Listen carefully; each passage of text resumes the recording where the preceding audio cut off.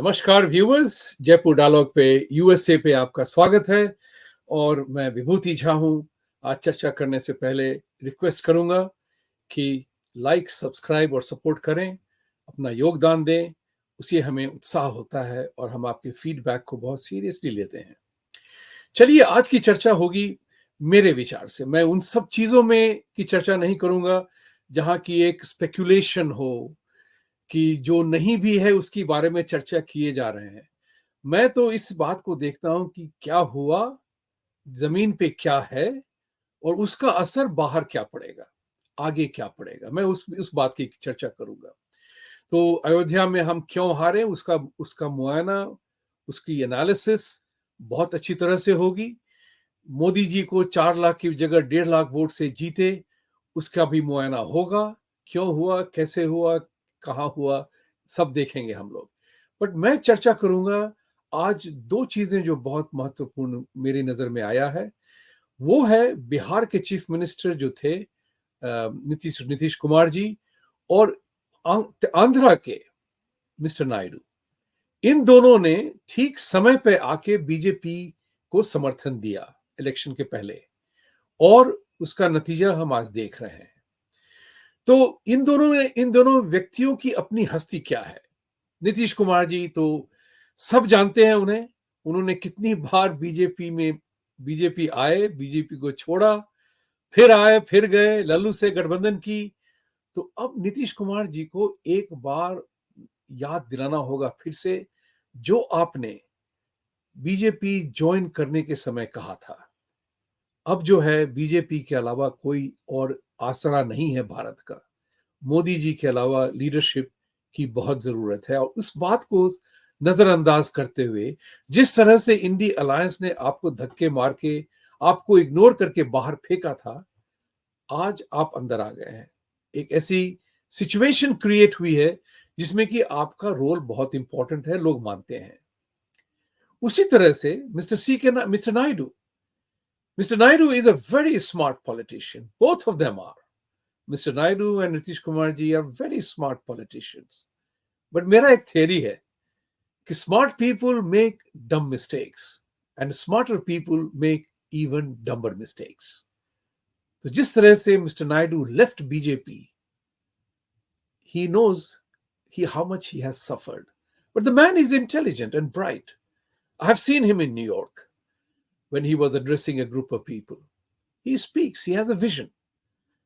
And today he made the statement that instead of caste census, we do skill-based census. I think this is a very profound statement of policy, of future determination of Indian youth and their talent.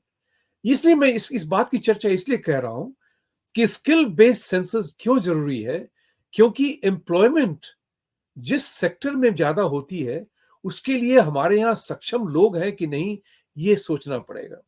और ये मुद्दा जो है बहुत ही important है, क्योंकि 2007 में human resource planning society of America ने एक फ्लोरिडा में एक कन्वेंशन की थी।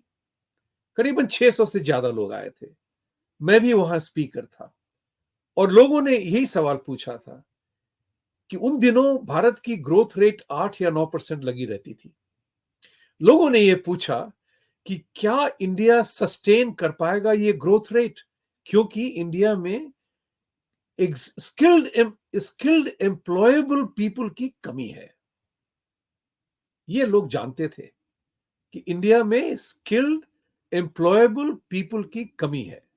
तो बाहर से अगर लोग आएंगे, फैक्ट्रियां खोलेंगे, कंपनियां बनाएंगे, तो उनको कार्य कार्य कार्य कार्य काम करने वाले वो चाहिए जिनको उस काम करने की हुनर हो, जिनको उस काम करने की ट्रेनिंग हो।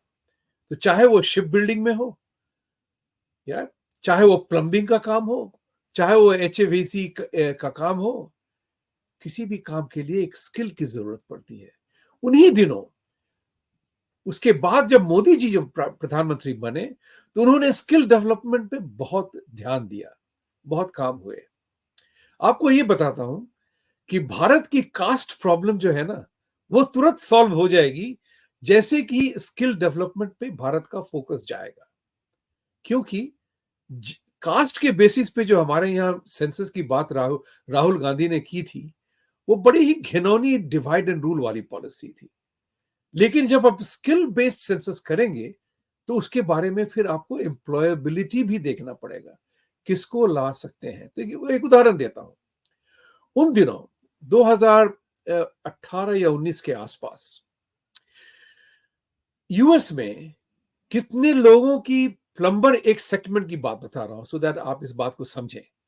यूएस में इतना इन्होंने असेस किया कि मूल्यांकन किया कि 2,50,000 प्लम्बर्स की जरूरत पड़ेगी अगले 5-6 सालों में, क्योंकि फर्स्ट जनरेशन प्लम्बर जो थे वो रिटायर कर रहे थे और नए जनरेशन के लोग हाईटेक वगैरह पढ़ रहे थे। प्लम्बिंग जो है स्किल डेवलपमेंट में बहुत कम लोग जा रहे थे। तो यहाँ की कम्युनिटी कॉलेजेस में बहुत कम खर्चे पे आपको प्लम्बिंग की स्किल पढ़ मिलेगी। और यहाँ पे यूएस में प्लम्बर की कमाई एवरेज औसताना बेसिस पे 65 से 70 हजार डॉलर की होती है। और ये चूंकि अपना ऑक्यूपेशन होता है तो आप बिजनेस भी करते हैं, तो आप में एंटरप्रेन्योरशिप, बिजनेस, सब कुछ आपको सिखाया जाता है जब आप इस वोकेशनल कोर्स में जाते हैं। तो मैंने उन दिनों हमारे एक मित्र के साथ यहाँ के बहुत अच्छे कम्युनिटी कॉलेज को लेकर के हम इंडिया आए। किसी कारण से प्रोग्राम पूरा सफल नहीं हुआ, that is a different matter. लेकिन हमने ये प्रस्ताव रखा था कि अगर आप इस संस्था में प्लम्बिंग सर्टिफिकेशन लेने के लिए आएंगे तो आपको यूएस सर्टिफाइड प्लम्बिंग की डिग्री मिलेगी और आपकी एम्प्लॉयमेंट अपॉर्चुनिटी दुनिया भर में बिल्कुल बरकरार हो जाएगी। सोचिए इस बात को। अमेरिका तो छोड़िए, उस सर्टिफिकेट के साथ आपको जहां भी चाहे, उस डिग्री के साथ, सर्टिफिकेट डिग्री के साथ, डिप्लोमा के साथ आपको कहीं भी नौकरी मिल सकती है और इसका बहुत बड़ा असर होता है। आपको उदाहरण देता हूं। मैं जब इंडिया आता हूं तो हमेशा एक टैक्सी हायर करता हूं दिन भर के लिए। एक बार मैं हर तरह के लोगों से मिल चुका हूं। यूपी बिहार के कैब ड्राइवर जो है वहां पे, मिश्रा, झा, ठाकुर, सिंह, महतो, मंडल, हर तरह के लोगों से मिला हूं। एक बार एक मंडल जी मिले थे।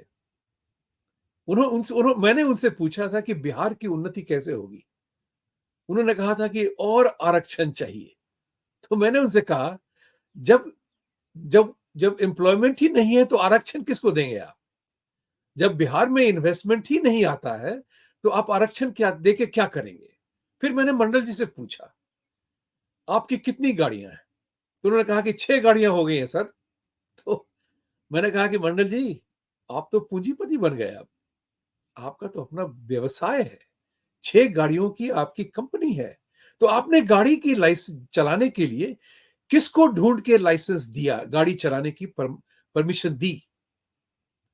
सर, जिसके पास अच्छा लाइसेंस था, जो चोर उचक्का नहीं है, जिसके पास क्राइम का रिकॉर्ड नहीं है। तो मैंने कहा कि उस वक्त में आपने आरक्षण के बारे में सोचा या आपने अच्छे सर्टिफिकेट के बारे में सोचा, अच्छा इंसान सोचा? तो वो 2 मिनट चुप रहे। कहते कि सर जी, आपने तो बहुत सही बात कही है।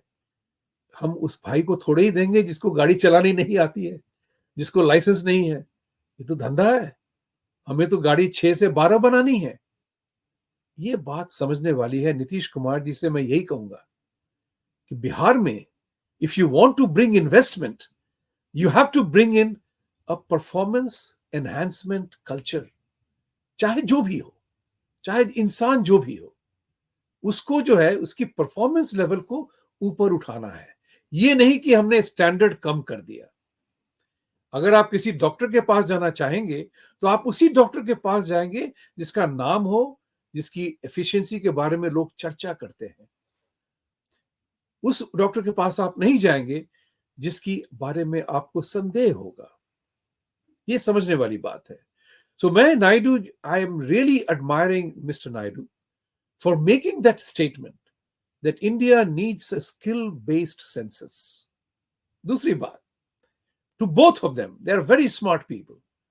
This time, don't do one thing, and that is unnecessary negotiation for power and ministries. इस बार का इलेक्शन जो है, इसने सारी दुनिया की आंख खोल दी है, भारतीयों की आंख खोल दी है।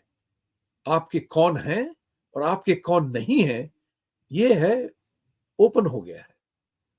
तो आप इस बात को जानते हैं, जैसे मायावती ने भी ये स्टेटमेंट दिया, बहुत ही सॉलिड स्टेटमेंट था। मायावती जी ने स्टेटमेंट दिया कि अगली बार जो है, हमको मुसलमानों के बारे में इवैल्यूएट करना पड़ेगा, क्योंकि वो अपनी ही बात के पीछे लगे रहते हैं। दुख की बात है ये, कुछ कहते हुए मुझे कोई खुद प्रसन्नता नहीं है। मैं दुखी हूं एज अ भारतीय, एज एन इंडियन अमेरिकन। मुझे इस बात का दुख है कि लोग अपने आप को भारतीय नहीं बट कुछ और समझते हैं। This is important. किसी ने कहा था, ये भी कहाँ का न्याय है भाई, कि जो जिसके पुश्तैनी लोगों ने आके भारत पर प्रहार किया, अत्याचार किया, आज वो भारतीय कैसे बन गए जस्ट बिकॉज हम यहां रह गए? तो एक होता है ना कि लोगों के मन में चर्चाएं होती हैं, और इस बात को भी मानना पड़ेगा। मुसलमानों ने अपने आप को बहुत नुकसान पहुंचाया है, उन्होंने अपनी लॉयल्टी दिखा दी है, और इससे ज्यादा दुख की बात और कुछ नहीं होगी। अच्छे बुरे आप जय हुई हो, पसमंदा या अशरफी जो भी हो, आज सब सामने आ गए। जब 80 से 90% लोगों ने एक पार्टी को दिया है, अगेंस्ट बीजेपी के दिया है, लेकिन इसके बावजूद कि आपके लिए मोदी जी ने इतना किया कि मोदी जी को हिंदू ही मौलाना मोदी कहने लगे थे, उसके बाद भी आपने उनको लात मारी है। याद रखिएगा, ये बात याद रखने वाली है, भूलने वाली नहीं है। एक शब्द होता है फॉरगेट और फॉरगिव, डोंट डू बोथ। मेरे बहुत अच्छे दोस्त ने कहा था कि हिंदुओं की सबसे बड़ी कमजोरी ये है कि हम भूल भी जाते हैं और माफ भी कर देते हैं। दोनों ही मत करो, दोनों में से कोई एक करो। या तो फॉरगिव करो या फॉरगेट करो, दोनों इकट्ठे ही मत करो। तो मेरे हिसाब से आज भारत का सारा हिंदू समुदाय इस बात को जान गया है कि हम मुसलमानों पर रिलाई नहीं कर सकते हैं, और ये बड़े दुख की बात है, बड़े दुख की बात है। क्योंकि मेरे नजर में असलाम शेर खान का गोल मलेशिया कुआलालंपुर में वर्ल्ड कप हॉकी में इज अ मेमोरी। फॉर मेरे लिए air chief marshal Latif is a memory. For मेरे लिए Rafia Latif badminton champion is a memory. उसका भाई मेरा क्लासमेट था, रफिया लतीफ का भाई अब्दुल लतीफ। मेरे लिए हवलदार Abdul Hamid is a story. Therefore, I am unhappy कि उन लोगों को, जो लोग देश के लिए कर रहे हैं, उनको भी आपने बदनाम कर दिया। तो धर्म, समुदाय, राजनीति, देश, अपना स्टेट, अपना गांव, किसकी सबसे बड़ी महत्ता है आप सोचिए। That is what is important. So मैं नीतीश कुमार जी से और नायडू जी से यही अनुरोध करूंगा आज इन ओपन प्लेटफॉर्म, अब जो है, अब आप रहें। ये जो है negotiation for party, jockeying for position, इसको छोड़ें, अब देश के लिए काम करें। नीतीश कुमार जी, आप तो बिहार के चीफ मिनिस्टर बहुत सालों से रहे हुए हैं। एक मुआयना करिए, डू एन एनालिसिस कि आपने राज्य के लिए किया क्या है। आपने चाराचोर लल्लू के साथ पार्टनरशिप की थी, घर का कहते नहीं है कि रिटर्न ऑफ द प्रोडिगल, आप वापस आए हैं बीजेपी में, अब आपकी जगह बहुत इंपॉर्टेंट है। अब काम करिए देश के लिए, राज्य के लिए, अपने आप को। आप भी 72 साल के हो गए हैं, अब आपको भी अपना अपना फ्यूचर सोचना है कि आपकी लेगेसी क्या होगी। And mister Naidu, I admire you, I definitely applaud you for definitely negating the ugly element of caste census by talking about skill census. And I'll tell you one thing, Mumbai में चाहे मिश्रा, झा, ठाकुर, नरसिम्हन, मराठे, गोलवलकर, साठे या सिंह जो भी हो, महतो या मंडल, जो भी गाड़ी चलाते हैं, टैक्सी चला के अपनी जीविका चलाते हैं, उनका समुदाय है ड्राइविंग। That's your occupation. उस वक्त में जाति का कोई फर्क नहीं पड़ता है। आप बिहार में के हैं, यूपी के हैं, जहां के भी हो, आप बंबई की चौल में रह करके आपकी जाति में आप कोई ऊंचे नहीं हो जाते, ना कोई नीचे होता है। इस बात को समझिए। आप जो करते हैं वही आपका धर्म है। तो महाराष्ट्र में कॉटन लॉबी है, शुगर लॉबी है, दैट्स देयर ऑक्यूपेशन नाउ। उसमें कौन मराठा और कौन ब्राह्मण, क्या चर्चा करी जाएगी उसमें। उसी तरह से मैं ब्राह्मण हूं, व्यवसाय से मैं वैश्य हूं, right. This is what we have to understand. जिस दिन भारत में स्किल पे लोग फोकस करेंगे, जातिवाद, कास्ट ऑटोमेटिकली ढह जाएगा। तो mister, this is my humble appeal to both Nitish Kumar ji या नायडू जी। देखिए, फिर आपको भगवान ने अवसर दिया है। अब अपने आप को एक लेगेसी बनाइए और उस लेगेसी को बरकरार रखिए।